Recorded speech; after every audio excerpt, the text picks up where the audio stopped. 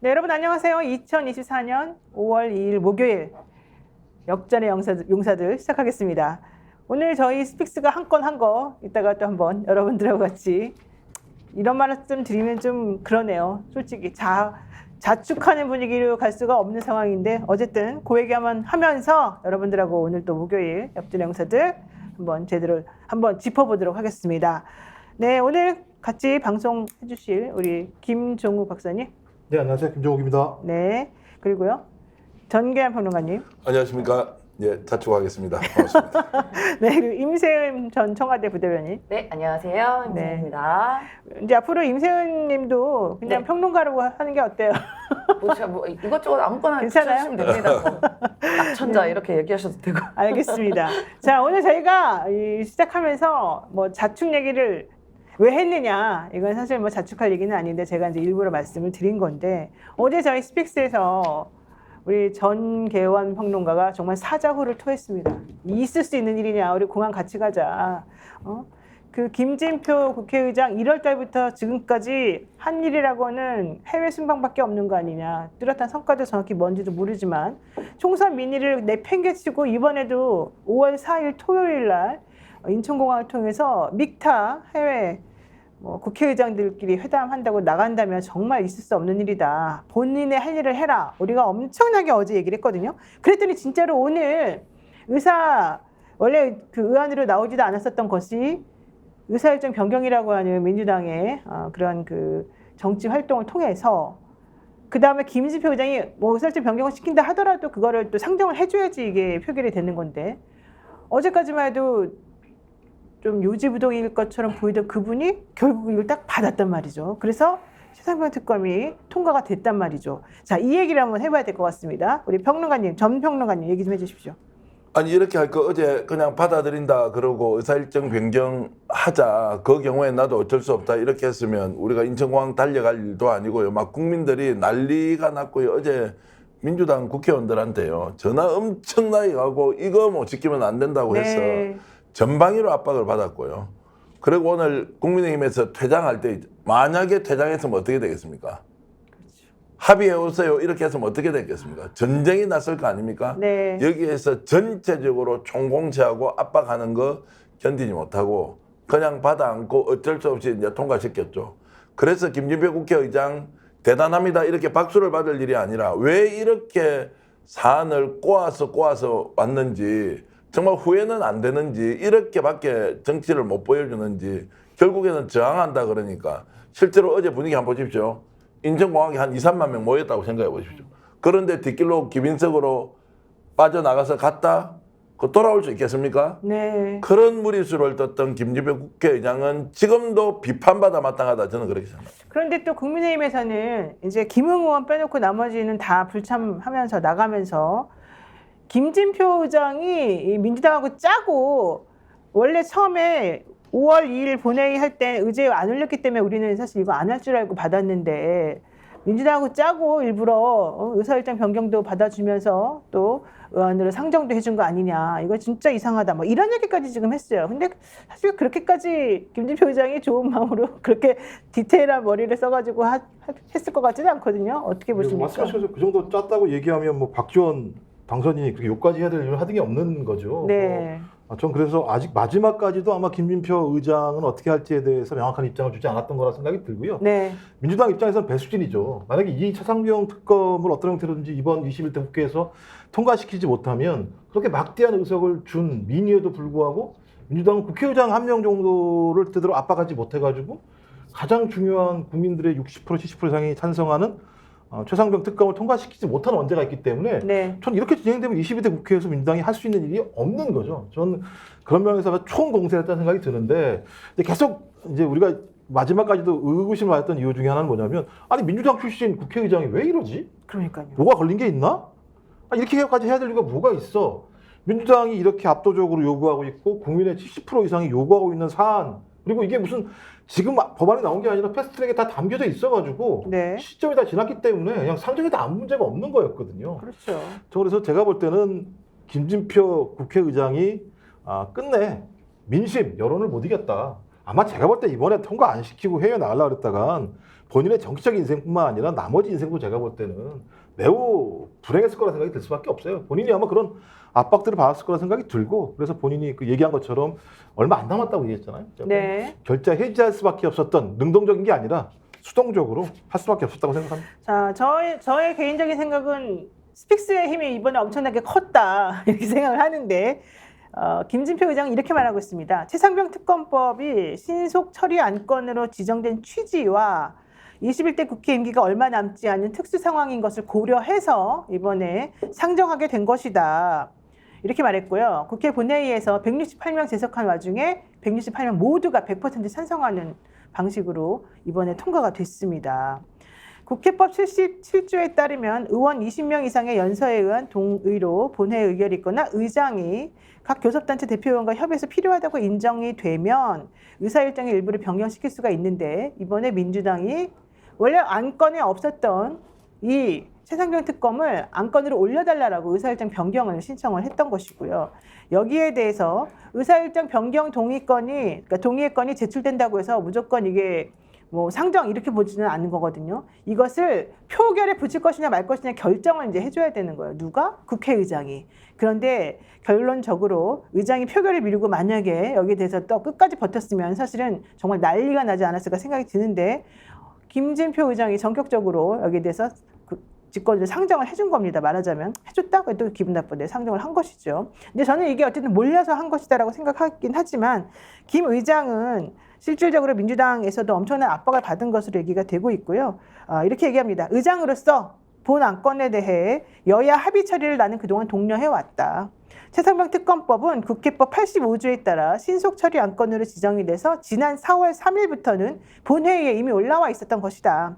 다만 그렇다 하더라도 이게 60일 이내에 상정되지 않으면은 해당 기간이 지난 후 처음 개의된 본회의에서 이것을 다시 상정해야 되는데 결론적으로 5월 29일에 임기가 종료가 되는 21대 국회에서는 그렇다면 어떻게 하겠느냐. 5월 29일 마감까지 사실은 아까 4월 3일부터라고 그랬으니까 원래는 6월 3일 그러면 60일 이전에 올린 건데 여기에 대해서 김진표 의장이 안건의 신속 처리 제도를 도입한 취지에 비추어 봤을 때 21대 국회 임기 내에 어떠한 절차를 거치든 마무리돼야 된다고 생각을 했고 그래서 변경 동의의 건에 대해서 표결 처리하기로 한 것이다. 이렇게 얘기를 했습니다. 하지만 이거는 사실은 조금 그동안 침묵하고 뭐 합의를 계속 해오라고 했던 거 그건 도대체 뭐냐. 그동안에 김진표 의장의 태도와는 좀 안 맞는 거 아니냐. 이런 얘기 좀 할 수밖에 없고요. 저희 생각에는 아마 압박을 심하게 받아서 특히 진보 성향의 이런 국민들이 정말 엄청나게 전화하고 엄청나게 압력을 행사했다. 뭐 이런 얘기 나왔거든요. 그래서 아마도 그런 것이 아니었을까 생각이 들고요. 만약에 이런 식으로 김진표 의장이 이번에라도 한 건이라도 제대로 처리하지 않았다면 정말 나라가 뒤집어질 수밖에 없는 구조였을 것 같기도 합니다. 자, 임세현 대변인 어떻습니까? 네. 이게 협의를 해야 된다고 계속 버텼는데 그럴 거면 패스트트랙에 올리지도 않았었죠. 그렇죠. 그렇게 협의가 될 거면. 예. 그리고 협의 대상이 있고 아닌 대상이 있습니다. 아니 국민의힘 그리고 대통령실이 협의가 가능한 사람들입니까? 그리고 지금 이번에 이 최상병 특검 통과되고 났을 때 대통령실의 반응 보십시오. 이 사람들은 협치가 안 되는 사람들이야 애초에. 그런데 뭘 협의를 합니까? 그것도 우리가 사람들이랑 협의를 해야 되는 거죠. 반응 보십시오. 대통령실에서 죽음을 이용한 나쁜 정치라는 말을 했습니다. 맞아요. 이런 사람들이랑 어떻게 협의를 하냐고요. 그렇고 이런 사람과 협의하지 말고 밀어붙여라라는 게 이제 국민적인 민의였고 그게 총선에서 이제 드러난 것이죠. 오죽하면 김진표를 특검하라는 얘기까지 나옵니다. 이제는 도대체 어디 꼬투리 잡힌 거 있냐라는 말까지 나오는 거 보면 이게 얼마나 그 민의가 무섭냐는 걸 이제 확인이 된 거죠. 그리고 이제 그동안 이제 김진표 의장이 여러 가지 의심을 받았던 사항들이 있는데 왜 권한을 전혀 이용하지 않냐. 그리고 민주당 출신, 물론 중립 지켜야 되는 건 맞습니다만 민주당 출신의 어쨌든 다수석을 가진 곳에서 의장이 나온 거잖아요. 그럼 그게 민의인 거고 어쨌든 민주당의 총의를 조금은 따라줘야 되는 것이 또 그게 본인이 해야 되는 권한입니다. 근데 단 한 번도 권한 이용한 적 없어요. 이렇게 그럼 권한이자 의무겠죠. 그렇죠. 권한이자 의무를. 네. 그런데 대통령 본인 갖고 있는 권한 거부권 막 쓰고 있는데 왜 의장은 도대체 그 권한 하나도 쓰지 않냐. 그리고 하나 또 이 얘가 김진표 의장 의심했던 얘가 잘 기억나시는 우리 바이든 날리면 사건 아닙니까? 네. 그때 뭐라고 했습니까? 이 XX가 한국 국회라고 이야기했어요. 그러면 국회의 품위를 엄청 손상시킨 거고 이건 굉장히 치욕스러운 일인데 단 한마디 이야기도 하지 않고 사과 하나조차 받지를 않았어요. 국회의장으로서의 이제 권한을 전혀 이용하지 않고 그냥 대통령 눈에만 잘 보려고 했던 것. 그런 게 분노의 포인트였고 만약에 진짜 이번에 최해병 특검이 상정되지 않고 정말 해외에 나갔다면요. 정말 못 들어왔을 겁니다. 제가 댓글 좀 소개해드리면 더더더님께서는 어젯밤에 잠도 잘 안 오더라고요. 이렇게 해주셨고 아까 이제 사진 보시고는 저 해병대 예비역들이 다 나와서 네. 경례를 하고 이렇게 했지 않습니까? 우시는 거 봐. 이렇게 있고요. 그리고 스픽스 잘했어요. 이렇게 칭찬해 주셨습니다. 고맙습니다. 남희석 표님도 스픽스 힘이 컸다. 이렇게 정말로 해주시는데 저는 이제 그런 거보다는 이게 어제 하루 상황 보십시오. 자, 박 전 원장이 정말 쌍욕까지 하면서 본인이 지금 정치적으로 엄청나게 공박을 당하고 있습니다만 이거 진짜 안 된다고 했는데 우리도 나와서 막 떠들고 어제 밤새도록 5,000명, 6,000명이 방송을 보면서 김진표 안 된다, 김진표 안 된다. 저희들만 그랬던 게 아닐 거 아닙니까? 그렇죠. 대한민국 국민들이 나서서 이거 용서 안 된다. 야, 이걸로 바꿔내는 거 한번 보십시오. 민주당도 애를 썼지만 국민들이 이건 절대 용납이 안 된다고 했을 때 바꿔내는 것. 시민의 힘이 얼마나 중요하냐. 그렇죠. 또 저희들처럼 이런 유튜브 채널에서 진심을 담아서 국민의 목소리를 전하는 것이 전달되고 있다. 그런 하나의 역사적인 계기를 만든 거 아니냐. 만에 네. 하나 오늘 이런 상황이 생기지 않고 정말로 런진표 해버렸지 않습니까? 그러면 어떻게 감당합니까? 앞으로 가야 될 길이 첩첩산중인데 이거 하나 우리가 해결 못한다고 그것도 민주당 출신의 국회의장이 그리고 말씀하셨듯이 이미 패스트트랙에 타고 올라와서 180일이 지난 것도 안 한다. 정말 절망적인 상황이 올 뻔했는데 천만다행으로 시민의 힘으로 국민의 힘으로 이걸 바꾸고 있다. 이제 이런 면에서 정말로 참 기분도 좋지만 많은 분들이 참 잘했다. 근데 웃기는 얘기 하나 해드릴게요. 본인 집에 있는 강아지 이름을 진표라고 바꿨다는 분도 있습니다. 그 강아지에 대한 모욕 아닐까요? 아니 그래서 아이고. 이정규님께서는 오늘부터 우리 집 강아지 이름은 진표로 개명했다 이렇게 올려주셨습니다. 어쨌든 여러분들도 네. 걱정 많이 하셨는데 천만다행이고 정말 자축이 아니라 함께 같이 박수를 치면서 정의가 살아있는 대한민국으로 가고 있다 이런 것들을 한 번 더 느꼈으면 좋겠습니다. 네, 강병재님께서 전기영 평론가님 고생 많으셨어요. 이렇게 얘기하셨고요.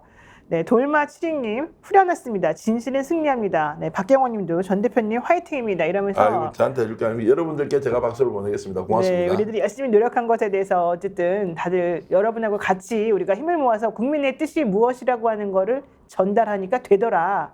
결국에는 이게 이번에 오늘의 승리가 아닌가 생각이 드는데요. 자, 어쨌든 저는 사실 이 자리에서 박수라도 치고 싶지만 또 사회자로서 너무 주책 맞으면 안 되니까 여기까지만 일단 그 얘기 정리하겠습니다. 근데 국민의힘에서는요, 김웅 의원만 찬성표를 던지고 나머지 다 나갔단 말이에요. 안건 상정에 대해서 반발하고 이건 반칙이다. 도대체가 민주당 국회의장 마지막에 왜 이런 식으로 행동하냐 이러면서 화를 엄청나게 많이 냈습니다. 윤재욱 원내대표는 당 입장이 정해지면 소속 의원들은 당의 입장을 존중해야 되는데 김웅 너 뭐냐? 이러면서 간접적으로 김웅 의원을 비판하기도 사실은 했거든요. 김웅 의원 왜 이런 태도를 취했을까요? 솔직히 어떻게 보십니까, 박사님? 아니 상식적인 거 아니에요? 상식적이에요? 이렇게 판단해야지 상식적인 거라고 생각이 드는 것이고 네. 저는 이건 되게 중요한 시그널 중에 하나인데 22대 국회에 들어가지 않을 사람이 55명이라고 그래요? 국민의힘에서. 맞습니다. 저는 김웅 의원이 공개적으로 최수근 해병 특검법에 동의를 했습니다만 저는 국민의힘 내부에도 그런 사람들이 있지 않을까 생각이 들어서 그 부분에서 5월 29일 이전까지 상당히 좀 민주당 의원들이나 국민들이 네. 압박을 좀 가해서 다른 건 몰라도 국민의 70% 이상이 요청하는 특검법을 국회가 통과시켰는데 네. 대통령이 거부권을 행사하고 그걸 다시 예를 들면 국회가 수용해버리는 방식으로 가는 것은 매우 부적절하기 때문에 저는 거기에 맞게 좀 대응 전략을 짰으면 좋겠다라는 생각이 들고요. 네. 전 그래서 이제 이번에 상황을 보면서 되게 좀 의미 있는 싸움이 벌어졌다. 그러니까 박지원 당선인 80이 넘는 분이 쌍욕, 그러니까 몰랐어라고 얘기하면서 쌍욕을 해대면서 국회의장을 완전 포커싱을 딱 했잖아요. 네. 근데 그 이전에 예열한 사람들은 박주민 수석 부수석 같은 경우는 환장하겠네라는 얘기를 했었고 그렇죠. 민영배 왜 우리가 국어를 해야 돼? 본회의를 열려고 이런 얘기를 하면서 예열한 바탕에는 국민적인 지지가 있다는 거죠. 저는 국민적인 지지가 있고 또 정반대로 따지면 국민의힘 의원들도 알고 있구나. 최수근 해병 특검법이 통과돼서 수사가 진행되면 네. 이건 그냥 최수근 해병의 과실치사에 대한 수사뿐만 아니라 정권의 명운이 걸려있는 문제라는 걸 자기들이 알고 있는 거죠. 그러니까 그렇군요. 지금 똘똘 뭉쳐가지고 소위 거부권 행사를 요청하는 형태가 되는 상황으로 가고 있습니다만 네. 저는 이제야말로 국민의힘 의원들이 대통령과 소위 헤어질 결심을 할 때가 왔다. 네. 언제까지 이렇게 대통령의 손을 부여잡고 가게 되면 저는 국민의힘 앞으로 제가 볼 때 복권 내기 어려운 길로 간다는 생각이 들기 때문에 아직까지 정신 못 차리고 있는데요. 좀 김웅 의원 하신 거 잘 보십시오. 그게 사실 좀 옳은 길이라고 생각합니다. 저는 김웅 의원이 옛날에 고발사주 사건 때 불기소되는 것을 보고 매우 실망스럽고 그때 입을 꼭 다물고 사건에 대한 진실을 밝히지 않는 것을 보고 좀 비겁하다는 생각을 개인적으로는 했었거든요. 이건 개인적인 그냥 저의 의견입니다.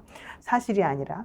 그랬는데 실질적으로는 김웅 의원이 국민의힘 내에서 거의 왕따 당하는 분위기를 점점 본인의 이제 목소리를 내면서 국민의힘이 그렇게 하면 안 됩니다라고 하는 얘기를 이제 하는 것을 보면서 이분은 이제 국민의힘하고 정말 헤어질 결심을 했구나 이런 생각을 했는데 이분이 또 오늘 얘기한 게 자기 혼자 찬성표 던지면서 국민의힘은 이제 대통령하고 헤어질 결심을 해야 된다 이런 얘기를 지금 했단 말이죠. 전평론가님 어떻게 보십니까? 지금 이제 상당히 내분이 많다고 저는 파악하고 있고요. 내분이 끝으로 많다? 내분이 심각하다. 국힘 내부에. 네. 그리고 대통령실은 안정적으로 운영이 되고 있느냐? 그것도 아닌 것 같은데 외견상 드러나는 것, 언론에서 지금 보도하는 내용은 대통령이 완전히 총선 이후에 그립을 세게 잡고 네. 국힘을 좌지우지하고 있다 이렇게 하지 않습니까? 저는 믿지 않습니다. 지금 여러 가지 정황으로 파악해 봤을 때 오늘 김웅 의원이 했던 저런 반대 표결보다 더 중요한 것은 실제로 국힘 의원들이 오늘 다 집단 퇴장했지 않습니까? 그럼 제가 국힘 의원들에게 이런 질문을 할 수 있겠죠. 자, 여러분은 과연 이것이 죽음을 이용한 정쟁이라고 생각하십니까? 진심으로 가슴에 손을 얹고 생각을 해봤을 때 최수근 상병과 관련된 특검이라고 하는 것이 네. 정쟁을 이용한 죽음을 이용한 정쟁이다라고 생각하는 사람이 정말 몇 명이나 될까요? 그런데 어쩔 수 없이 따라가지 않습니까? 대통령이 전화했을 것이라고 아마 추론하고 있을 것이고요. 그것을 지금 아니다라고 주장할 뿐이지 실제로 그렇다고 믿는 사람이 누가 있냐. 만약에 그런 주장하는 사람이 있으면 대한민국의 정치평론가 정말 100명, 200명 그리고 기자들이 다 대통령이 뒤에서 전화를 했을 것이다. 이거 명예훼손 심각한 거 아닙니까? 네. 그렇게 이야기를 해야 되지 않습니까? 그런데 국힘 의원들은 그러면 어떻게 생각할 거예요? 이 부분에. 대통령은 명명백백하게 아무런 관여가 되지 않았는데 민주당이 이것을 죽음을 정치로 이용한다 생각하지 않을 거라 생각하고요. 두 번째, 네. 지금 이제 국힘 내부에서 대통령이 앉히고 싶은 이철규 의원이 왜 원내대표로 가는 길이 중간에 차단이 돼버렸느냐. 네. 자, 이것도 매우 심각한 신호 중의 하나이다. 대통령의 뜻이 먹히지 않는다고 봐야 하고요. 네. 그러니까 원내대표 누가 나올 건데 물어보니까 합의가 되지 않는 거예요. 그것은 무슨 말입니까? 일사불란하게 움직일 마음이 없다. 다만 눈치만 살피고 있다. 이제 이것만 보더라도 지금 대통령이 영이 제대로 쓰지 않고 국힘은 상당히 혼란스러운 상황 그리고 곧 내분이 바깥으로 드러날 것이다라고 보는 게 맞다고 생각합니다. 네, 지금요 스픽스 시청하고 계신 분이 거의 6,000분에 육박하고 있고요. 좋아요도 엄청나게 많이 눌러주시고 계시는데 노영희 TV도 동시 송출하고 있거든요. 근데 동접이 3,300명이 넘었습니다. 우와. 노영희 TV에서 그럼 이제 합치면 만 명이 지금 보고 있다는 얘기입니다. 와, 저는 깜짝 놀랐습니다. 어떻게 이런 일이 벌어지고 있죠? 정말 스픽스 위대합니다. 여러분들 우리 국민들이 위대한 거고요. 우리 애청자분들이 정말 위대한 거라고 생각하는데요. 그래서 좀 이 얘기하면 우리가 세게 그립 한번 세게 잡고 한번 정말 속에 있는 거 우리가 알고 있는 거 한번 토로해보는 시간 갖도록 하겠습니다. 이거 단독일 수도 있습니다만 뭐 사실 제가 지금 드리는 말씀은 단독은 아니고 이분들이 얘기하는 게 단독이 될 수 있겠죠. 우선 최상병 사건 관련해가지고는 공수처에서 수사한 내용이 하나가 있습니다. 경찰로 이첩된 사건을 국방부에서 회수해 오지 않았습니까? 그러면서 확인된 게 그 당시에 8명의 피혐의자를 적시를 했었었는데 박정훈 대령이 가지고 와가지고는 피혐의자를 2명으로 줄여버렸다는 겁니다. 여기에 당연히 물론 우리가 지금 계속해서 얘기하고 있는 그 사령관이 있다는 거지 않습니까? 자, 이 사람을 살리기 위해서 결과적으로는 그 당시에 잘못된 판단을 내렸고 여기까지 오게 됐어요. 근데 우리가 지금 그분을 왜 그렇게 살려야 되냐 얘기할 때 그 위에 있는 누군가의 역할 때문일 것이라고 계속 생각했었어요. 그런데 지금 이게 최상병 특검법이 통과가 되면서 결론적으로는 그 부분을 수사하지 않을 수가 없게 됐습니다. 그러면 국민의힘이나 대통령실 입장에서는 엄청나게 부담이 되는 거죠. 왜냐하면 끝을 향해서 지금 올라가고 있기 때문에. 여기 관련해가지고 국민의힘에서는 할 수 없다. 대통령 거부권 행사해야 된다. 아니 잉크도 마르기 전에 거부권 얘기부터 먼저 꺼냈거든요. 이렇게까지 지금 심각한 분위기가 된 이유가 뭘까요? 김종욱 의원님. 일단 기본적으로 사실들이 지금 다 밝혀지고 있잖아요. 밝혀져서 왜냐하면 사실이 그러니까 김기환 해병대 사령관이 초기에 네. 이거 분명히 임성근 사단장에 문제가 있다라고 본인이 군 검찰 가서 얘기한 내용들이 지금 다 나오고 있는 거잖아요. 그러니까 본인이 그때는 임성근 사단장이 문제가 있다고 얘기해서 거기를 수사해라고 본인이 얘기한 진술한 내용들이 나오고 있는 상황인데 그 위에는 완전히 바뀌었잖아요. 네. 근데 바뀐 과정들을 보게 되면 개입한 데가 두 군데잖아요. 대통령실 내부에서 저희 군직기강 비서관실이 경찰을 작동해가지고 거기서 저기 수사 자료를 갖다가 빼오게 가져오게 한 측면 하나 하고 안보실 라인에서 계속 국방부 저기 해병대 사령관에다가 압력을 가한 일이 벌어졌잖아요. 그러면 또 대통령실에서 공직기관 비서관실과 안보실이 협력 관계에 있는 건 아니잖아요. 그렇죠. 그럼 왜 이 두 가지를 다 작동시킬 수 있는 힘이 어디 있지? 개선으로 보면 대통령과 비서실장밖에 없는데 네. 비서실장이 여기랑 무슨 상관이 있어? 이관섭 정책실장에서 올라간 사람이니까요. 그러면 대통령이 어떤 형태로든지 8명에서 2명으로 주는 과정에 개입했을 가능성이 매우 높다라고 하는 여러 가지 정황이 등장하는 건데 개연성이 있죠. 아니 이게 무슨 대단한 사건, 아니 이거 대단한 사건이긴 합니다만 과실치사 문제와 관련해서 재판에 다투면 되는 문제인데 왜 대통령과 대통령실이 여기에 개입해 무리하게. 들어가서 소위 범죄 혐의가 있는지 없는지 수사라고 한 사람을 빼주면서까지 왜 이런 일을 하게 됐을까? 단지 그냥 이게 최수근 해병의 죽음에 대한 과실치사 문제만 걸려있나? 그게 아닌 다른 무엇이 있다라고 하는 의심이 꽤 큰 거죠. 네. 일단 대통령과 대통령실이 개입했다는 이유만으로도 직권남용하고 업무 방해라는 위법행위가 등장하는 건데 그 외에 제3의 내용까지 만약에 결합된다면 소위 이 사건과 무관한 문제와 관련해서 임성근 사단장을 살리기 위해서 이것도 다시 활용한 게 돼버리게 되는 그렇죠. 거니까 거의 이 서너가 세네 가지 정도의 위법 사항들이 존재하는 거고 위법이 존재한다는 건 탄핵이 가능하다는 거고 탄핵이 실현되는 건 법률 위반의 중대성 문제잖아요. 네. 저는 지금 상황을 보게 되면 전 국민의힘 의원들 같은 경우도 마찬가지입니다만 야 이거 사실 밝혀지게 되면 거부권을 행사하지 않고 수사가 진행되면 이게 하나하나 밝혀지는 순간 정권은 앞발 한 발도 나갈 수 없을 거라는 판단이 드는 거기 때문에 생존을 위해서 똘똘 뭉쳐있다는 생각이 들긴 하는데 언제까지 진실을 감출 수 있다고 생각하는지 모르겠어요. 2년 동안 감춰온 결과가 108석이에요. 네. 저는 이 시점에서 갑자기 우리 김건희 여사는 지금 어떤 상황일까 좀 궁금해졌습니다. 임세은 평론가님 알고 계시는 거 있나요? 네, 뭐 저도 이제 들은 소식에 의하면 살이 엄청나게 빠져서 30kg대 몸무게가 가고 있다고 김건희 해요. 여사가요? 예. 30kg대 몸무게요? 네, 그렇게 이제 이야기가 들립니다. 실제로는 모르겠어요. 근데 키가 그렇게 큰데? 상당히 키가 큰 걸로 알고 있습니다. 막 저보다도 크다고 제가 알고 있는데 170 정도 된다고 알고 있습니다. 그런데 지금 몸무게 30kg대라서 차마 볼 수도 없는 상황이다. 그리고 이제 섭식장애 같은 것도 있다 해요. 아, 그게 다 유언비어죠? 저도 들은 얘기니까. 들은 얘기로. 네, 들은 예. 얘기니까. 그래서 일단 그 음식물 섭취가 굉장히 힘들고 그러다 보니 살이 너무 빠졌고 스트레스 엄청나게 받고 있고 그래서 일단 너무 살 빠지면 그 정도 키에 30kg면은 뭐 어떤 수준인지 상상이 되잖아요. 그래서 나올 수가 없는 이유도 그런 이유도 있다. 근데 왜 살이 라고? 그렇게 빠져요? 그러니까 뭐 디올백부터 양평부터 시작해서 여러 가지 특검들이 이제 죄어져 오고 있고 본인도 이제 또 외신 같은 데서도 이제 디올백이 한번 발칵 뒤집혀지면서 외신에서도 엄청나게 뭐 약간 좀 창피한 영부인으로 나왔습니다. 뭐 마리 앙뚜아네트 얘기도 그때 나왔고요. 그러니까 이런 가지 압박과 스트레스를 받고 있을 것이고 뭐 본인도 사람이다 보니까 그렇게 자꾸 본인에 대한 비판적인 얘기, 비판적인 언론 이런 거 나오면 견딜 수는 없겠죠. 아, 네. 그 정도. 그리고 여기 여러 그 많은 탐사 취재 기자들도 이제 계속 이제 김건희 씨의 그동안에 있었던 비리나 이런 흔적들을 좀 계속 쫓고 있는 상황이니 마음으로는 정신적으로 힘들지 않을까. 사실 이게 문제가 되는 게 최수근 성병 특검은 시작에 불과하다. 저는 이게 사실은 그 엄청난 압박으로 내적인 심리적 압박으로 지금 다가와서 혹시 그런 상황이 되지 않을까 이런 생각을 해보는데요. 제가 이제 좀 파악해본 바로는 이제 전혀 다른 경로로 지금 뭐 각자, 소식을 네. 소식을 듣고 있을 텐데 대통령실 내부에서 단일한 목소리로 똘똘 뭉쳐서 무엇을 하자 이런 분위기가 안 되는 거는 뭐 확실한 것 같습니다. 자, 이 이야기는 윤석열 대통령과 김건희 여사가 뭔가 어떤 사안에 대해서 대응을 이렇게 하자 저렇게 하자 이렇게 최근 들어서는 커뮤니케이션이 충분하지 않다는 이야기. 그래서 조금 전에 뭐 살이 많이 빠졌다 이 이야기 저도 들었고요. 네. 그 왜 살이 빠졌느냐? 극심한 스트레스에 시달리고 있다. 그러면 그 극심한 스트레스의 출발이 뭐냐?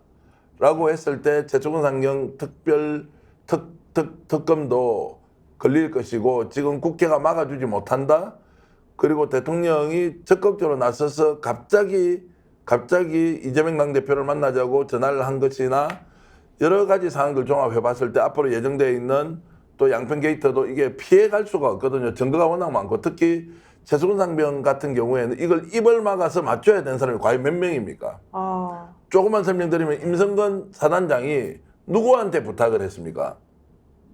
자, 네. 추측을 하자면 네. 이 사람만 왜 빼라고 했습니까? 누군가한테 부탁을 해서 그 부탁이 어디로 들어갔겠죠. 그것이 지금 대통령실에서 수사기관으로 내려왔고 유재현 지금 두 번이나 지금 불려가서 조사받고 있는 법무관리관까지 왔으면 이시원 그러면 공직기강 비서관은 무엇이며 뭐 쭉 이렇게 엮이고 이종섭 장관이 있고 오늘 또 그 차관하셨던 분이 이번에 신범철 차관이 이제 탈당했죠. 국힘을 탈당을 해버렸습니다. 자, 이런 상황들이 과연 몇 명입니까? 적어도 10명, 많으면 한 30명 정도 될 거예요. 입을 다 맞춰야 되는데 어느 한 구석에서 진실이 터져 나오기 시작하면 감당 못할 것인데 그 정점이 뭐냐? 그러면 추론컨대 윤석열 대통령이 있나? 아니면 윤석열 대통령에게 누군가 요청을 했다면 그 사람은 누구냐?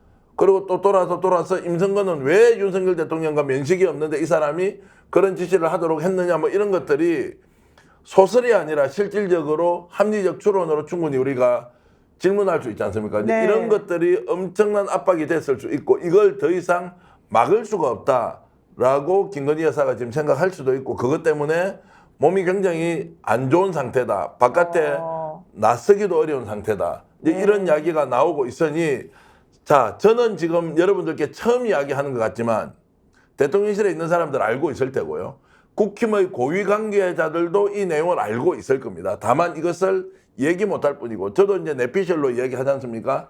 이렇게 저렇게 나오는 이야기. 그래서 저는 의견을 정리하자면 대통령실이 우리가 바깥에서 외견상 보는 것과 전혀 다른 매우 불안한 상태에서 놓여 있다. 그리고 김건희 여사도 지금 밖으로 나오기가 어려운 의도적으로 관리하는 것이 아니라 실질적으로 나오기가 어려운 상황에 놓여 있다라고는 정리해 보겠습니다. 야, 그러면은 아까 커뮤니케이션이 잘 안 된다고 얘기하셨잖아요. 네. 대통령하고 부인 사이에 커뮤니케이션이 안 된다 이 말씀이신가요? 와, 그래서 이제 참 촉이 좋으니까 이렇게 질문하시니까 제가 말씀을 조금만 드리면 네. 김건희 여사의 건황을 궁금해 하지 않습니까? 많이들 어떻게 돼 있는지. 궁금해하죠. 예. 그래서 그분도 궁금해 하신다는 거예요. 그분도 궁금해요? 예, 그래서 그것은 제가 얘기를 하지 않겠습니다. 그만큼 지금 바깥으로 나오기가 어려운 상황 아니냐라는 얘기가 있고, 그래서 그분도 지금 여사의 상태가 어떤지에 대해서 궁금해 한다고 하면, 야, 이게 뭐냐. 그리고 우리가 모르는 뭔가 큰 일이 내부에서 극심한 스트레스로 인한 뭔가 심리적인 이런 좀 아주 안 좋은 상황이 지금 생겼을 수도 있다. 이런 말씀까지는 좀 드리겠습니다. 근데 좀 그런데 왜냐하면 원래 워낙 멘탈이 일반인하고는 다르다라고 우리가 그동안에 알고 있었지 않습니까? 멘탈은 그러니까 영적으로 특히 그 우리가 기본적으로 상식적으로 생각하던 수준하고는 다르다고 알고 있었었는데 지금 이렇게까지 된다는 거는 좀 납득이 안 가요, 솔직히 말하면. 투표도 사실 그러니까 또 공식적으로는 투표를 하러 갔다는 게 대통령실의 이제 이야기긴 한데 뭐 또 들리는 이야기로는 심지어 투표하러 간 것도 아니었다라는 그런 것도 얘기까지? 있습니다. 뭐 확실하진 않죠. 지금 댓글로 많은 분들이 이제 추론을 하시는데 저희들도 듣는 이야기이기 때문에 이걸 맞다 아니다 할 수도 없는 것이고요. 그러나 그것이 상당히 신빙성이 있다라고 봤을 때 많은 분들이 지금 댓글 올려주시는 것도 뭐 무관하지 않다는 생각이 좀 들기도 하고요. 네. 지금 이제 살이 많이 빠져가지고 바깥으로는 이렇게 드러내어서 보여주기가 어려울 정도인데 그게 뭐 몸의 상태로 보면 굉장히 정신적으로 지금 뭐 충격이 크고 이런 상황을 지금 극복하기 위해서 엄청 애를 쓰고 있는데 네. 생각보다 지금 관리가 잘 안 되고 있다 이런 이야기가 오래된 이야기가 아닙니다. 가장 최근에 나왔던 이야기여서 이게 총선 이후에 지금 벌어지고 있는 여러 가지 상황들을 사실 저희들이 단독으로 이렇게 취재해서 보도할 만한 내용은 아닙니다. 왜냐하면 이것이 뭐 나라를 죽이고 살리고 할 일은 아닌데 그렇죠. 저희들도 여러 정보를 취합해서 지금 상황들을 보고 있자면 우리가 그냥 생각하는 것보다 훨씬 더 상황이 좀 좋지 않은 거 아니냐 이제 이렇게 추론하더라도 충분히 우리가 근거를 가지고 드리는 말씀이니까 여러분들도 네. 좀 상황을 좀 예의주시할 필요가 있다고 설명드리겠습니다. 네, 드리님께서 아유, 국민들이 그동안 스트레스 받았던 걸 생각하면은 말르셔도 뭐 그럴 것 같습니다. 이런 얘기까지 해주셨고 이 다리님 또 역전용사도 고맙습니다. 이런 얘기 좀 해주고 계십니다.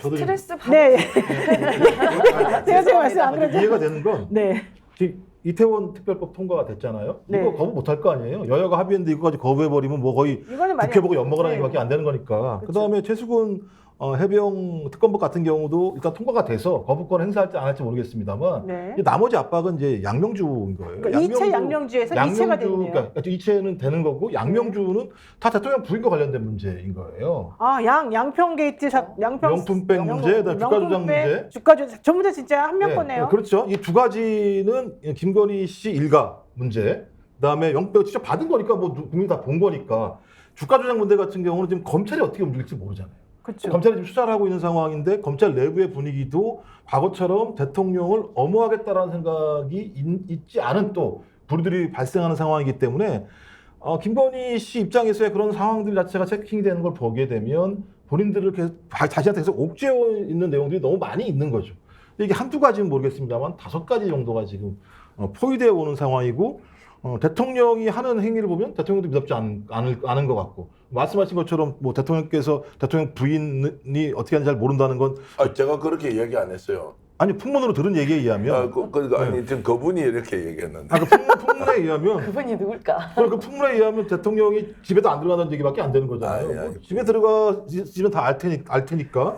그러니까 여러 가지의 상황들을 보게 되면 어떤 형태로든지 대통령도 흔들리고 있고 대통령 부인도 흔들리고 있고 이 두 흔들림 사이에서 아래의 대통령실도 흔들릴 수밖에 없는 상황이고 이런 진원의 내용들은 다 국민의힘으로 흘러나오죠. 근데 제가 취재한 바로는 대통령은 부인에 대해서는 결백하다. 내가 그렇게 법을 잘 알지 않냐. 너네들이 나보다 법을 더 잘 아느냐. 내가 검사 출신인데 내가 모르겠느냐.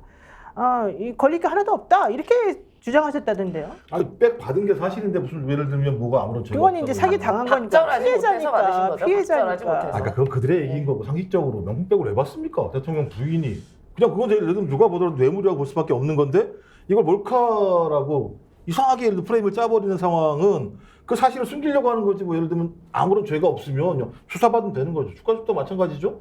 그냥 나 소환해 가서 나 다 얘기할 테니까 나는 아무 잘못이 없는데 못하잖아요. 못한다는 거 뭐가 문제가 있는 거죠. 당당하면 받으시면 되죠. 저희가 계속 주장하고 있는 게 그런 건데 계속 피하고 있지 않습니까? 박절하지 못한 말도 안 되는 이야기를 하고. 그러니까 뭐 고속도로가 휘는데요, 뭐 상식적으로 뭐 이해가 할 수가 없는 거죠. 그러니까 멘탈이 갑인 사람도 실제로 이제 확정 편향, 확신을 가지고 뭔가 하더라도 네. 한두 번도 아니고 1년, 2년 동안 계속해서 전방위로 이렇게 압박을 받게 되지 않습니까? 그러면은 그것을 굳건히 지키고 있을 때는 어쨌든 표시가 안 날 텐데 네. 지금 이제 총선 이후의 상황이 이걸 지킬 수 있느냐 없느냐 여러분 한번 상상해 보십시오. 이제 못 지킬 거 아닙니까? 그 못 지킨다고 봤을 때 그 멘탈이 무너지면 서서히 무너집니까? 한꺼번에 완전 무너집니까? 완전 무너지죠. 완전 무너지지 않습니까? 네. 그래서 저는 김건희 여사가 결백하다고 했던 그 이야기의 핵심은 도이치모터스 주가 조작과 관련해서는 본인이 검사 출신으로 법조인으로 봤을 때 이거는 제가 안 된다. 그건 끝난 것이다라고 주장할 수 있지만 그 이후에 일어났던 이런 국민적 의혹을 해소를 해야 하는 상황에서 대통령의 힘으로 어쨌든 눌러서 국힘이 앞장서서 막아주고 있지 않습니까? 네. 이게 이제 막아주는 에너지가 점점점 줄어들고요. 검찰 조직 내부도 지금 많이 붕괴까지는 아니지만 파열들이 일어나고 있습니다. 그리고 검찰 내부에도 뭐 말씀도 한번 하셨지 않습니까? 한동훈파가 생길 수도 있다는데요. 그럼 한동훈 지금 당대표 나오겠다는데 윤석열 대통령의 뜻을 받들어서 당대표 나오는 것이 아니라 내 정치하겠다고 나오겠다고 하는데요. 그러면 국힘 내부도 이렇게 흔들리죠. 대통령실도 지금 안정을 찾지 못하죠. 네. 검찰 조직도 안정을 찾지 못한다. 그럼 남아있는 건 뭡니까? 공직선거법 수사입니까? 6개월 동안 공소시효에 있는 거 가지고 다시 칼을 들고 휘둔다? 만다? 이렇게 해서 통치가 이루어지고 국정 운영이 정상적으로 갈 수 있느냐? 자체는 그게 아니라고 보기 때문에 급격하게 심리적으로 무너지고 있고 그것이 건강으로 드러나고 있는 거 아니냐라고 저는 좀 합리적으로 의심을 해보겠습니다. 제가 파악한 것 중에 포인트가 됐던 거는 그렇게까지 급격하게 망가지게 된 계기 중에 하나가 이거였던 걸로 알고 있어요. 최은순 씨 장모, 그러니까 대통령의 장모, 법무부에서 가석방 심사했다가 안 해줬잖아요. 안 해줄 줄을 몰랐던 거예요. 법무부가. 물론 오늘 박성재 법무부 장관이 최상병 특검법 적절하지 않다 뭐 이런 얘기 했어요. 왜? 공수처도 수사하고 있는데 뭐 모든 법을 그럼 전부 다 모든 사건을 전부 다 특검으로 해결하려고 하냐 이런 얘기까지 해줬습니다만 그럼에도 불구하고 법무부에서 지난번에 그 장모 가석방은 아직은 안 된다 이런 얘기 지금 나왔잖아요. 그러니까 상식적으로 고령이고 그 다음에 1년 받았던 사람이라면 그 정도 수감 생활했으면 사실은 일반적인 사람이라면 내보내줄 텐데 이러면서 이 법무부 그 가석방 심사 대상으로 원래는 넣었었던 건데 그거를 옆에서 뭐라고 하고 총선 떨어지고 뭐 어쩌고저쩌고 하고 나니까 안 돼 이렇게 해버렸잖아요. 그러니까 여기서 충격을 완전히 받았던 것으로 추측이 됩니다. 저 댓글로는 이런 게 올라옵니다. 그러면 홍준표 시장 부부하고 총선 직후에 대통령이 식사한 만났다, 거. 식사하고 했다. 이제 이게 지금 한 이제 열흘 정도 지금 어떻게 됩니까? 지금 4월 16일에 4월 얘기를 10일, 했었죠. 4월 10일 지금 네. 이제 5월 달이 넘었지 않습니까? 그 말씀은 합리적으로 그렇게 했다고 하는데 그 사진 본 적도 없고요. 네. 지금 현재 최근 한 일주일 사이에 어떤 일이 벌어졌는지에 대한 이야기를 좀 하고 있으니까 지금 문제를 제기하신 분의 말씀도 충분히 일리가 있고요. 저희들이 취재를 통해서 말씀드리는 내용도 전혀 허황되거나 이런 것이 아니라 합리적인 추론을 할 수 있다 이렇게 보기 때문에 김건희 여사가 언제까지 저런 상태로 있는지 아니면 앞으로 나올 것인지 이런 거 한번 보십시오. 지금은 총선이 끝났으니까 누가 보더라도 바깥으로 드러나도 문제 없는 거 아닙니까? 네. 그런 거 아닙니까? 총선 끝났지 않습니까? 그런데 지금 나오지 못하고 있는 것은 우리가 모르는 이유가 있다 또는 있을 수 있다 이렇게 저는 말씀드리겠습니다. 보배님께서 추측 좀 그만해요. 좀 솔직하게 좀 시원하게 좀 얘기 좀 해주세요. 막 이러는데. 아니 추측이라고 말씀드리는 게 아니고 들은 이야기도 들은 있지만 이야기다. 들은 이야기가 신빙성 있는 내용이고 그 사람도 믿을 만한데 제가 직접 그것을 확인하지 않는 이상은 그 장면을 추측이라고 표현할 수밖에 없지 이것을 사실입니다라고 할 수가 없습니다, 여러분. 그래서 전혀 근거 없거나 신빙성이 떨어진다는 것이 아니라 그런 일이 생겼을 수도 있다 이렇게 그냥 좀 판단해 그냥 주시면 참고적으로 좋겠습니다. 말씀드리면 스픽스 대표도 명예훼손죄로 지금 수사 중에 있습니다. 제가 수사하는 게 수사를 받고 있습니다. 네, 뭐 저도 참고적으로 뭐 김건희 씨 관련해서 말 잘못했다가 지금 고소당해 있는 상태입니다. 그래요? 네, 네. 뭘 가지고 그랬어요? 뭐 방송에서 이제 뭐 이런저런 이야기를 하는 중에 이제 좀 맞장구를 몇 번 쳤는데 뭐 그게 또 명예훼손이랑 이렇게 해서 사실 우리 고소받고 고소 중에 있어요. 우리 임세은 대변인은 그 김건희 여사에 대해서 또 말을 세게 했다는 이유로 공천 때도 좀 불이익 당했죠. 여러 가지로 이제 우리 김건희 씨 때문에 제가 많은 피해를 받고 있죠. 지금 댓글로 지금 그 석권님께서 스픽스 단독은 김종대님인데요. 저도 오늘 공개 하나 해드릴게요. 김종대님이요.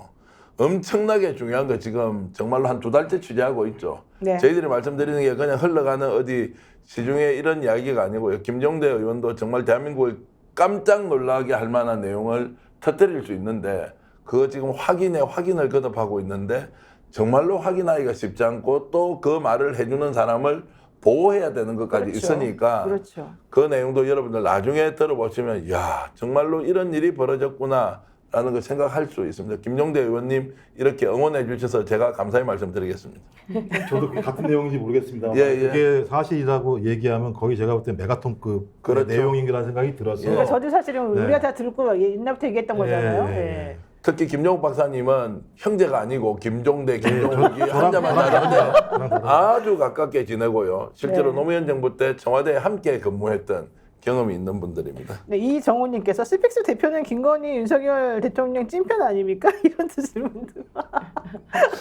조금 말을 삼가 주시면 고맙겠는데요. 아닙니다, 여러분. 농담이고요. 네, 우리는 객관적으로 아니, 뭐, 그냥 예, 그렇게 평할 보였다면 뿐입니다. 그렇게 말씀하셔도 됩니다. 예. 네. 자, 어쨌든 오히려 이렇게 보는 게 그동안에 정계영 평론가가 얼마나 객관적으로 중립을 지켜서 얘기하려고 노력했느냐, 이런 걸 또 드러내는 거 아닌가 생각이 지금 듭니다. 자, 여기서 제가 이 얘기를 안 할 수가 없어요. 신범철 차관 얘기 아까 좀 전에 하셨는데, 신범철 전 차관이 국민의힘 탈당하면서 한 얘기는 이거예요.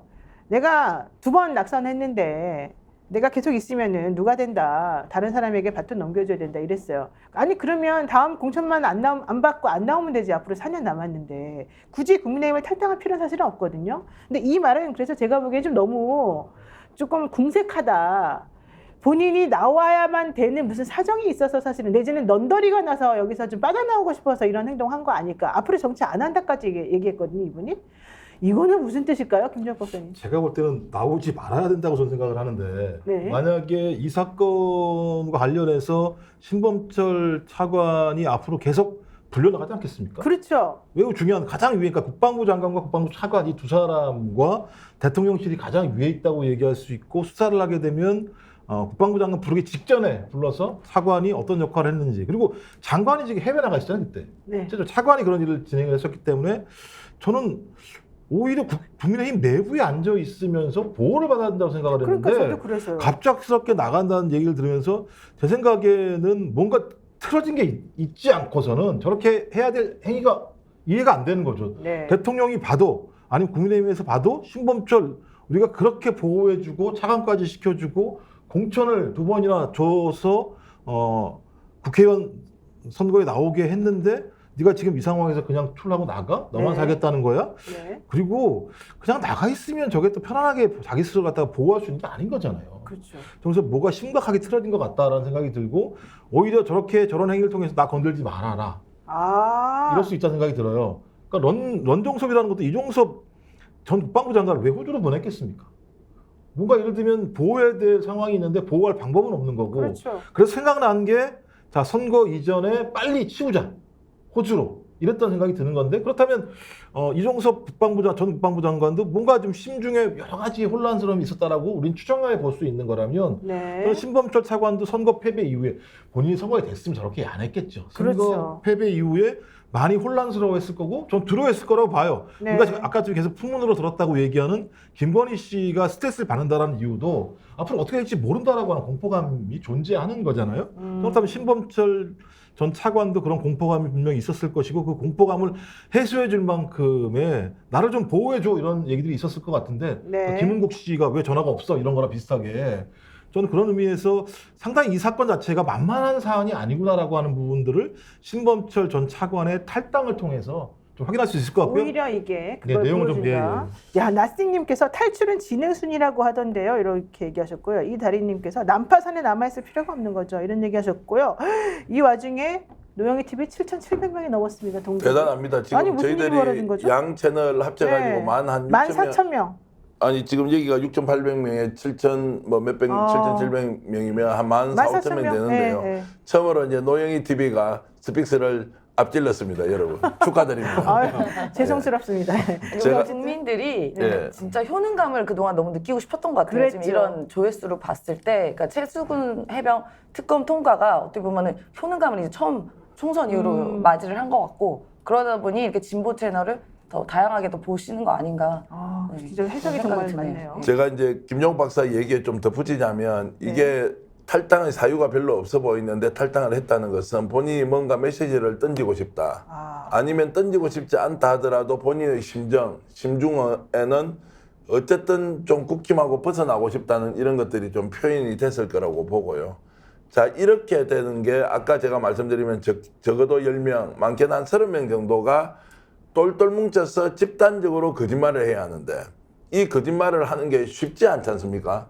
레파토리가 맞지 않으면 안 되는데 이것을 지금 시점에 누가 컨트롤할 거냐? 30명의 말을 어떻게 다 맞추냐고요. 그렇죠. 누군가의 지휘에 의해서 했는데 그 지휘를 한 사실이 없다고 그러고 받았지만 나는 대화를 했는데 기억이 안 난다고 했다가 기억이 나는데 알고 보니까 뭐 군사와 관련된 일반적인 이야기를 했다. 뭐 이렇게 막 거짓말을 거듭하니까 자, 당사자만 이렇게 흔들리겠습니까? 이 신범철 차관 주변에 있는 사람도 분명히 조언을 할 거 아닙니까? 야, 이거 이러다가는 큰일 난다. 오히려 진실을 얘기하고 벗어나고 본인이 잘못한 것만 처벌을 받으면 되지. 이거 다 덮어서서는 아예 감당이 안 된다. 이제 이러는 제가 추정을 해보면 결국에는 지금 진실의 문이 열리고 있다고 봐야 되는 것이지, 이 진실의 문을 완전 걷어닫고 거짓이 판치는 걸로 끝까지 간다, 이렇게 보기 어려운 거예요. 거기다가 오늘 최송장관 특검법이 통과됐지 않습니까? 그러면은 자,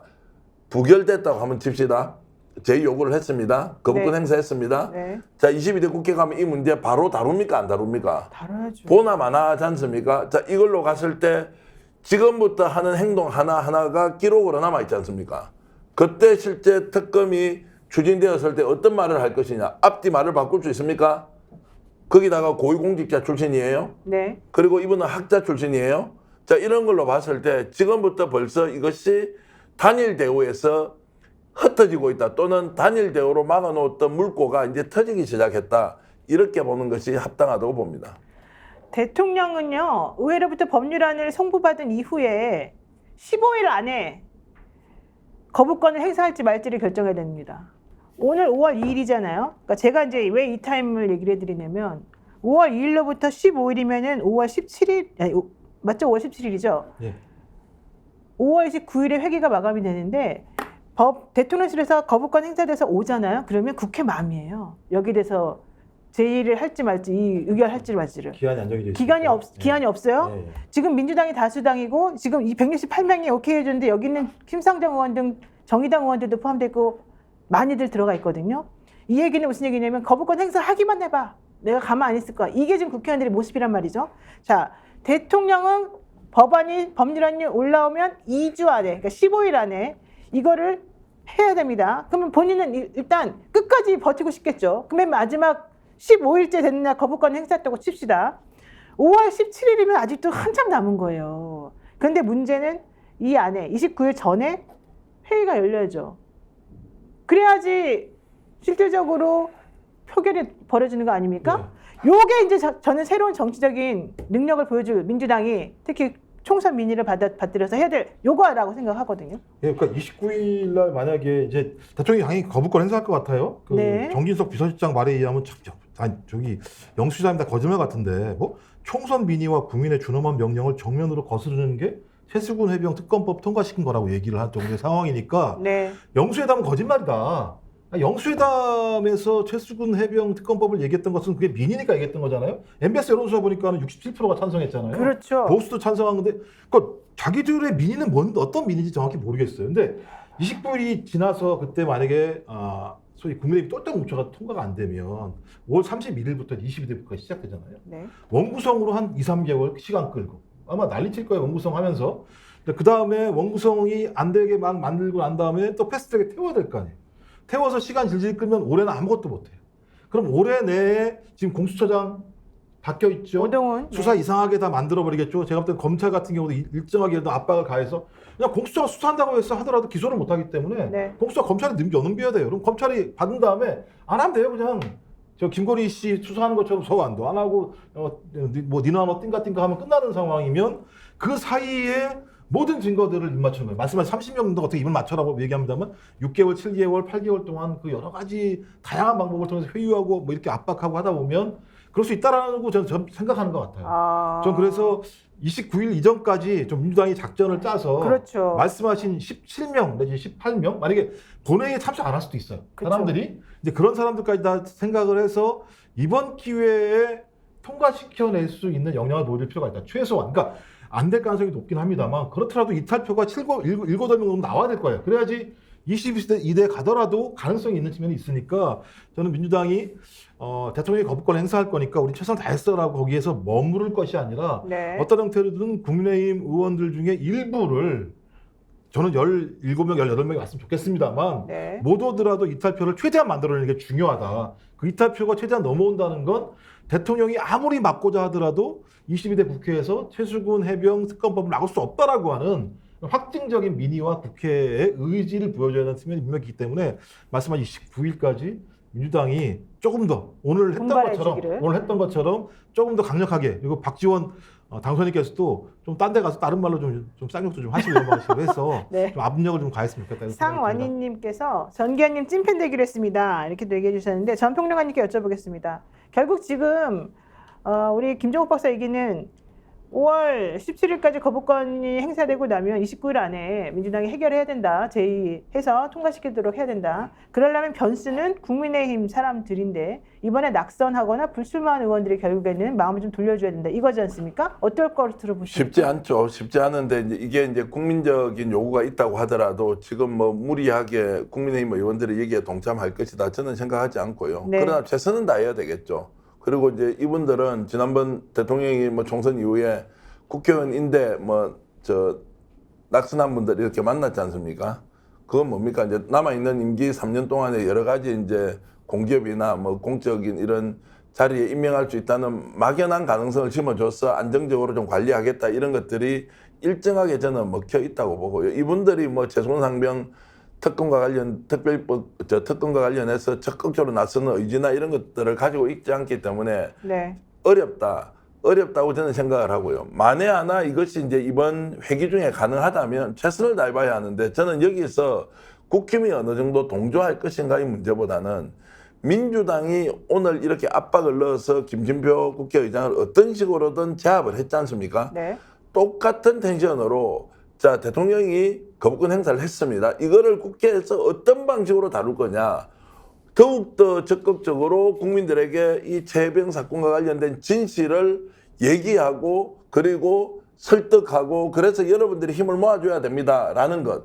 결과적으로 국힘이 어느 정도 동조해 줄 것인가의 문제보다는 민주당이 이것을 총선 민심으로 받아들이고 얼마나 주도적으로 적극적으로 정말로 심하게 말씀드리면 온 힘을 다해서 이걸 밀어붙이느냐 아니냐의 그 모습이 저는 이재명 당대표의 지도력 네. 그리고 지금 그 시점쯤 되면 국회의장으로 누군가 결정돼 있지 않겠습니까? 그렇죠. 원내대표가 있지 않겠습니까? 자 그러면 22대로 출발하는 길목에서 21대 때 정리할 거 정말로 우리가 최선을 다하고 있습니다라고 국민들에게 확인시켜주는 그 결기와 실천이 매우 중요하다 이런 말씀드리겠습니다. 네, 임수현 대변인님, 민주당 사정을 잘 아시지 않습니까? 이재명 대표의 생각이나 현재 지금 민주당 의원들 생각이나 오늘 이 결론을 보고 오늘 이 본회의 상정돼가지고 이렇게 된 걸 보고 사실은 다들 박수를 치고 정말 잘했습니다라고 지지자들이 그랬을 거잖아요. 그러면 국회의원들이 여기에 또 부응해야 되고 결국은 이거는 제2요구권이 뭐 행사되더라도 우리가 그냥 통과시키겠다. 그 통과시키는 모습을 보여줘야지만 되는 거잖아요. 그렇죠. 어떤 생각일까요? 결의는 확실해 보입니다. 그러니까 이미 제가 어제도 이제 당선인 한 분을 만났었는데 적어도 다른 건 모르겠지만 새해병 사건만큼은 반드시 꼭 통과시키고 제2까지도 성공시키는 의지는 충만합니다. 그래서 저는 하나의 희망을 걸어보는 게 네. 어쨌든 국민의힘이다 하더라도 저는 그 역사적인 평가에 대해 두려움을 느끼는 분은 반드시 있을 거라고 봅니다. 지금 오늘의 하루하루가 다 기록이 되고 있는 사안이거든요. 네. 근데 이제 나중에 이렇게 타고 정말 헨젤 그레텔의 이제 과자 타고 올라가면 그 어떤 특정인 가장 중심에 있는 분이 나올 것이고 네. 그러다 보면은 무너지는 성을 우리는 목격할 수도 있다라고 저는 생각이 들어요. 그래서 지금 이 하루하루가 역사적 평가인 것이고 국민의힘에서도 외면을 할 수는 반드시 없을 거다라고 그거에 힘을 한번 걸어봅니다. 그러니까 기억하시겠지만 박근혜 대통령 탄핵 때 민주당 수 훨씬 작았어요. 그런데 탄핵이 성공이 됐습니다. 네. 그런 역사적 평가를 봤을 때 저는 국민의힘에서도 뭐 꼭 이탈표가 아니더라도 이런 국민의 역사를 두려워하는 분들은 반드시 나올 거다라는 희망을 걸어보고 그 중심에는 이제 민주당이 어떻게든 잘 이끌어 나가고 뭐 이재명 대표가 됐든 지금 홍익표 원내대표가 됐든 설득하는 과정이 매우 치밀하게 있을 거다 네. 생각이 듭니다. 지금 이제 5월 17일 뭐 이후 얘기하니까 5월 20일경 그 정도 되면은 아까 뭐 국회의장 새로운 사람도 뽑지만 김진표 의장 돌아오지 않겠습니까? 13박 15일 여행 끝나고 난 다음에. 그럼 돌아와가지고 사실 어떻게 해야 될지 이분이 또 중요하게 역할을 하겠죠. 또 하나 김영주 국회 부의장 사퇴했잖아요. 사임했잖아요. 네, 그러니까 민주당 분이 이제 부의장으로 들어가는 거잖아요. 뭐 그렇죠. 잠깐이라도. 네. 그렇게 되면은 김진표 의장이 이렇게까지 통과되게 만들어 놓고 나중에 그때 나몰라라 사실은 그렇게는 하지 않겠죠, 설마. 근데 어차피 5월 29일 날 본회의를 열 수밖에 없기 때문에 그때 그러니까 만약에 거부권을 행사하면, 그러니까 5월 29일 날이 디데이가 될 거예요. 그렇죠. 그래서 그 5월 29일 날 본회의에서 무기명 투표니까요. 그러니까 이제 이 특검법은 이제 기명 투표를 하는데 그렇죠. 통과할 때 예. 그때 이제 무기명 투표니까 최선을 다해달라는 말씀, 우리 정기현 대표 말씀처럼 쉽지 않을 겁니다. 쉽지 않더라도 만약에 무기명 투표를 했을 때 우리가 생각했던 것만큼 더 많은 이탈표가 있다고 한다면 상당히 큰 압박이 될 수밖에 없고, 왜냐하면 이게 이제 이번에 만약에 제기가 됐는데 그게 부결이 되게 되면 폐기가 돼버리잖아요. 그렇죠. 다시 시작을 해야 되잖아요. 다시 또 특검법을 만들어서 발의하고 패스트트랙에 또 태우고 그럼 오랜 시간이 걸리기 때문에 이번에는 통과 안 된다고 하더라도 국민의 민의가 70% 이상일 뿐만 아니라 국민의힘 내부도 충분히 흔들리고 있구나라고 하는 사실들을 안다면 네. 저는 대통령도 끝까지 이 부분에서 압박을 한다는 건 본인 스스로가 소위 직권을 남용했거나 업무를 방해했다는 걸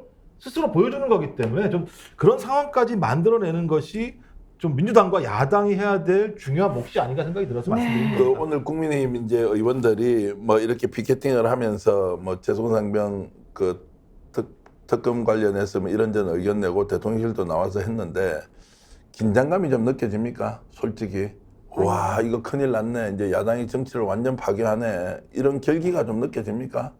어쩔 수 없이 하는 것처럼 보이지 않습니까? 네. 제가 그냥 선입견을 가지고 봐서 그렇습니까?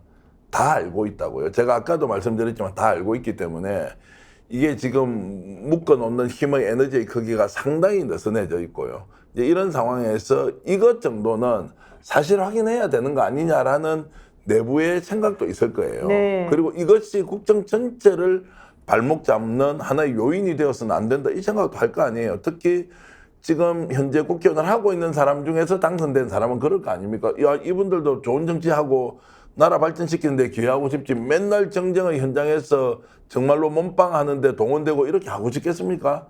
그런 걸로 보면 정리하고 할 것은 정리해야 하고 새롭게 만들어야 할 것은 만들고 그리고 협의해서 파기될 것은 파기될 것이고, 이런 생각을 하고 보면 지금 오늘 대통령실이나 국민의힘에서 보여줬던 이런 최수근 해병과 관련된 이런 특검 법안에 대한 통과에 대한 반발이 생각보다 크지 않다. 그래서 알고 있구나. 그러면 알고 있다면 어떻게 되느냐.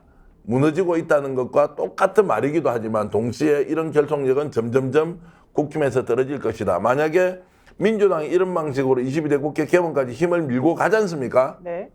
그럼 국힘은 더욱더 쓸 힘이 없을 것이다. 원래 조직력도 약해요. 명분도 없고 사실 이익으로 똘똘 뭉쳐 있지 않습니까? 이런 걸로 보면 민주당만 정신 차리고 가면 22대 국회 때 많은 것을 바꿔서 대한민국을 정상화시킬 수 있다, 저는 그렇게 봅니다. 자, 그렇다면 여기서 한동훈 비대위원장의 등장이 매우 중요하다. 한동훈 비대위원장이 그동안에 뭐 당대표 나올 거냐 안 나올 거냐, 홍준표 시장이 그렇게 때려댔는데도 결과적으로는 나오지 않겠냐, 이제 이런 평론가들의 의견이 많이 있었었고, 저는 사실 나온다고 확신했었었는데 오늘 결과적으로 한동훈 비대위원장 당대표 나간다 이렇게 사실 선언한 거나 마찬가지 아니에요? 상황이 어떻습니까?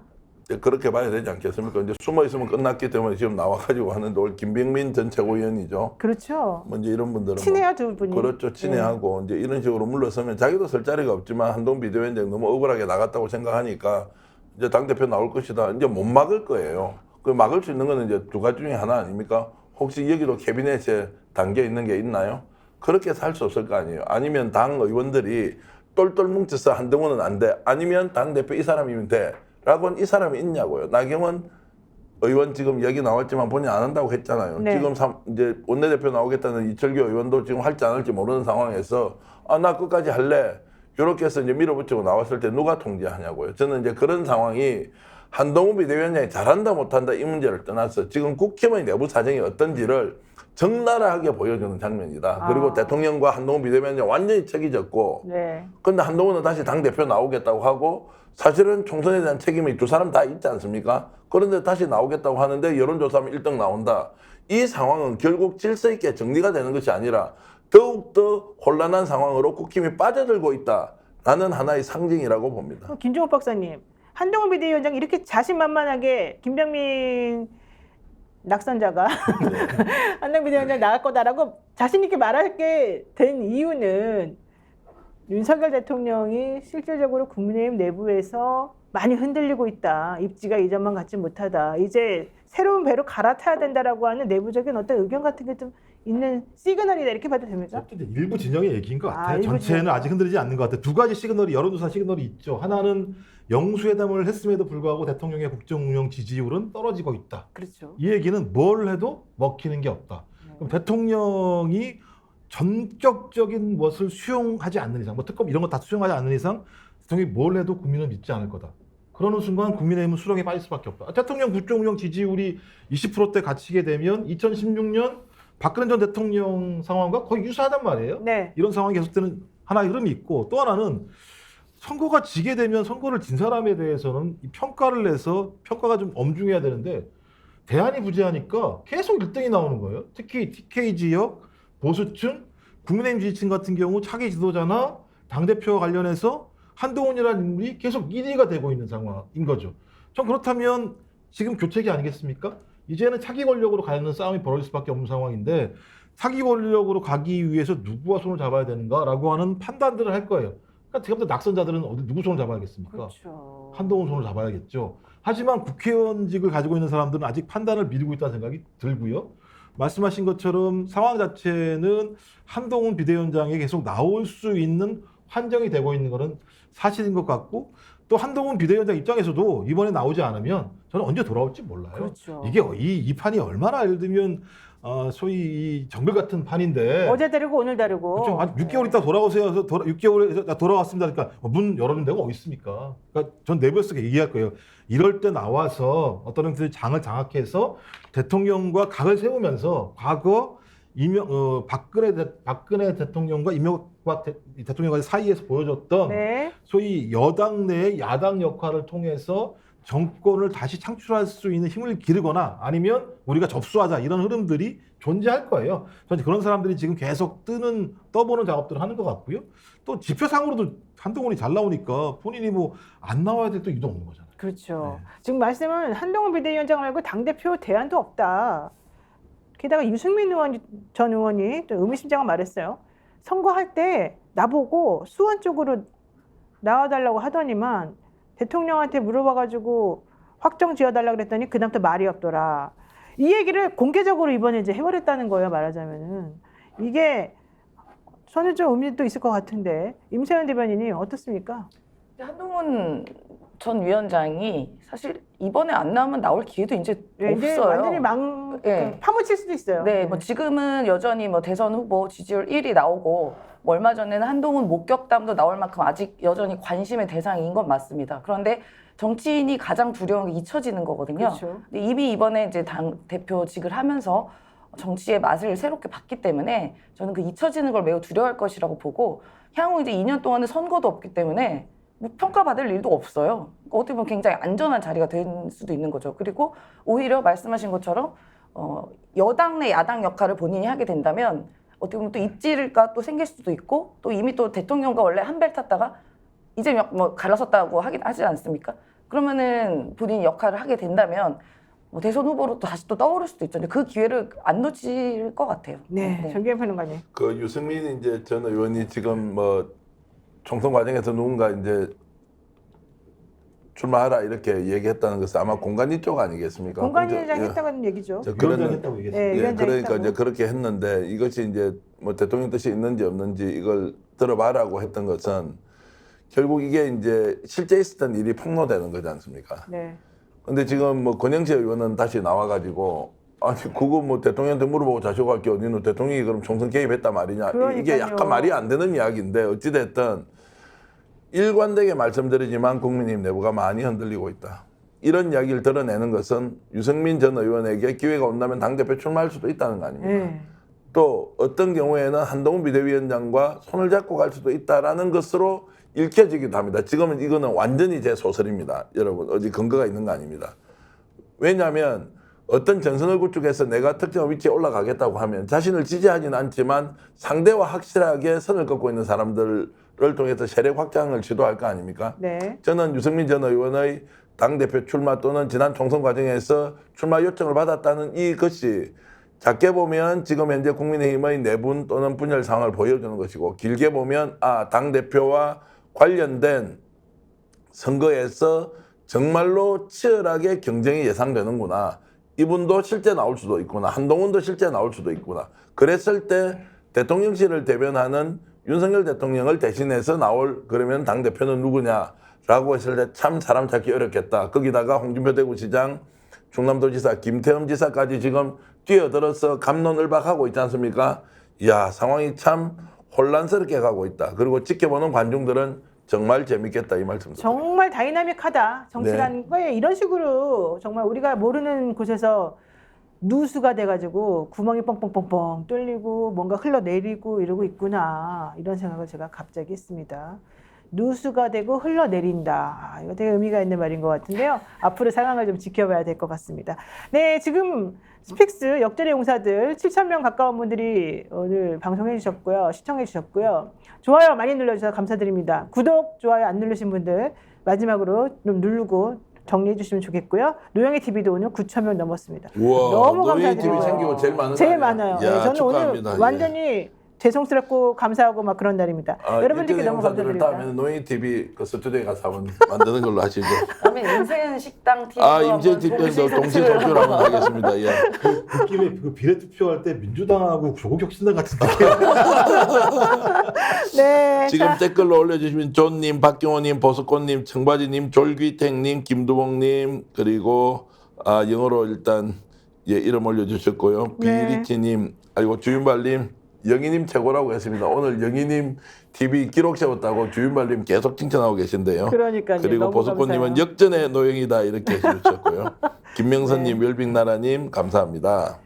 하여튼간 이게 중요한 게 뭐냐면 스픽스 대표님처럼 이렇게 모든 사람들에게 열린 마음으로 기회를 주고 배려해 주시는 분이 별로 없어요. 저는 다시 한번 이 자리를 빌어서 감사하다는 말씀드리고 이런 정기환의 찐팬이 되면 여러분들도 정말 이 사람의 진가를 알게 될 것이다. 지금 딸랑딸랑 제가 하고 있습니다. 아이고 참. 네, 여기까지 하고요. 오늘 방송 시청해 주셔서 너무 감사드립니다. 자, 또 맛있는 거 드시고 싶으면 한우 회식 대구 명소 경성한우 죽전 내거리 용산 자이머리에 위치하고 있습니다. 요즘 여러분들 제주도 흑돼지 뭐 1,100g 11만 원어치 먹었더니 알고 봤더니 장어 먹은 것처럼 허여 물건한 비계밖에 없더라. 이거 지금 되게 많이 문제가 되지 않습니까?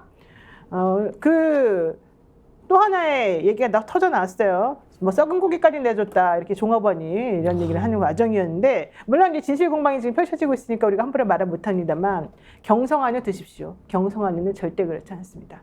맛과 품질을 자랑합니다. 대구에서 오랫동안 그 자리에서 여러분들하고 같이 호흡하면서 많은 분들께 양질의 고기를 저렴한 가격에 가성비 좋게 공급해드리겠다는 게 경성한우의 경영 철학이라고 합니다. 여러분들 053-573-8900번 전화하시고요. 앞으로 또 긴 연휴가 주말에 있지 않습니까? 월요일 날까지 많은 분들 가정의 달 맞이해가지고 여기 한번 꼭 가보시면 좋겠습니다. 네, 저희 역전의 용사들 또 스픽스 광고 문의하시면 제가 이렇게 친절하게 열심히 광고해드립니다. 많은 분들 연락하셔가지고 저희의 진보 방송이 계속해서 잘 발전해 나갈 수 있도록 많이 도움 주시면 고맙겠습니다. 네, 오늘 여기까지 해야 될 것 같습니다. 여러분들 제가 역전의 그러면 용사들하고 외치고 정리하겠습니다. 역전의 용사들 고맙습니다.